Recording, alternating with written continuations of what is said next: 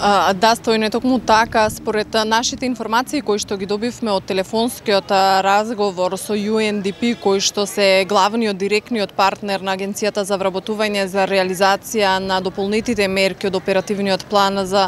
вработување, 15 лица од општина Струмица, 15 невработени лица од општина Струмица можат да се пријават за вршење општо корисна работа. Од информацијата која што ја добивме, како што кажа во телефонскиот разговор со проектниот координатор од UNDP Урим Касапи, во тек е огласот, значи невработените лица од Струмица можат да се пријават на овој оглас за вршење општо корисна работа. Тие ќе бидат ангажирани во период од 6 месеци или 9 месеци во зависност од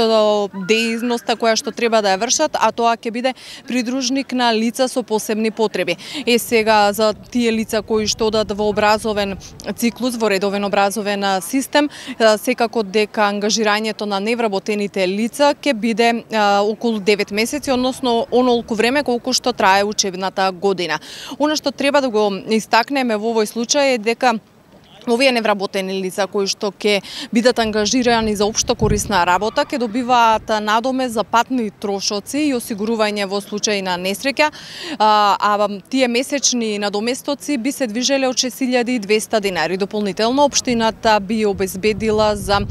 целосниот нивни ангажман. Она што е интересно да се напомене е дека овој надомест кој што би го добивале ангажираните лица за вршење општо корисна работа нема да им смета за укинување на паричната социјална помош. Значи, како што кажав, ова е една од мерките од новиот оперативен план или дополнетиот оперативен план на Агенцијата за вработување со UNDP кој што важи за до крајот на годината. Вчера тука Струмица беше домајкин на првата координативна обука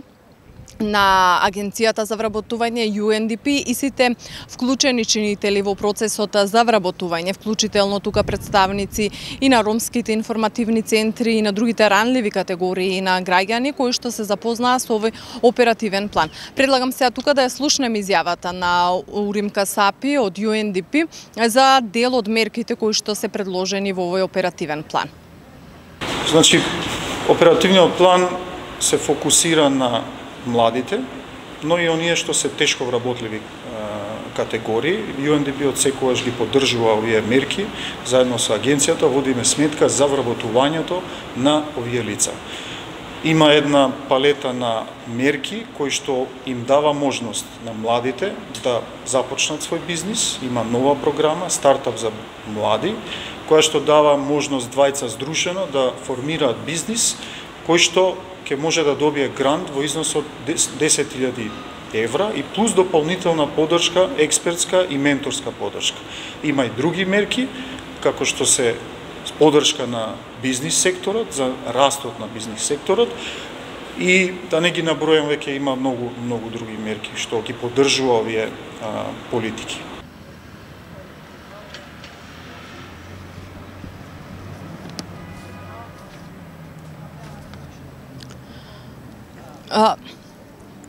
Така, Касапи во ова изјава ги спомна стартап компаниите, она што може би е интересно за Струмица и струмичкиот регион и југоистокот на Македонија, дека ќе бидат финансирани отварање стартап компании за органско производство, значи во делот на земјоделството, а доколку грантот движењето на паричниот износ кој што би го добиле невработените млади до 29 години, доколку се решат, доколку се одлучат да отворат стартап компанија за органско производство, се движи од 10.000 евра за еден вработен, доколку се јават двајца косопственици, тогаш и 20.000 евра. Дополнително се обезбедуваат и парични средства за секое дополнително вработување, тоа износот се менува во зависност и од временскиот интервал во кој што тие лица би биле дополнително вработени. Остануваат мерките за самовработување кои што веќе се одвиваат и 10 циклуси до сега, 10 години до сега. Од Агенцијата за вработување од Струмица истакнува дека во овие 10 години слободно можеме да кажеме над 300 невработени лица се самовработиле со мерките кои што беа донесувани со оперативните планови во очекување на најновите бизнис планови кои што ќе бидат одобрени од соодветната комисија на вториот циклус, кој што треба да биде објавен списокот на добиени и одобрени проекти, треба да биде деновиве објавени. Ќе знаеме и точната бројка за овие корисници кои успеале да се вработат со мерките за самовработување. Јас само сакам да напоменам дека обезбедени се над 16 милиони евра за реализација на овие вработувања, на овие и за реализација и имплементација на овие мерки, а од Агенцијата за вработување и од UNDP најавуваат и поагресивна кампања за запознавање на граѓаните со можностите кои што ги нудат оперативните планови за вработување, вклучително тука не само поддршката на невработените лица, туку и поддршката финансиска, стимулирачка, советодавна, експертска и за бизнисот и за фирмите кои што може да ги искористат овие поволности.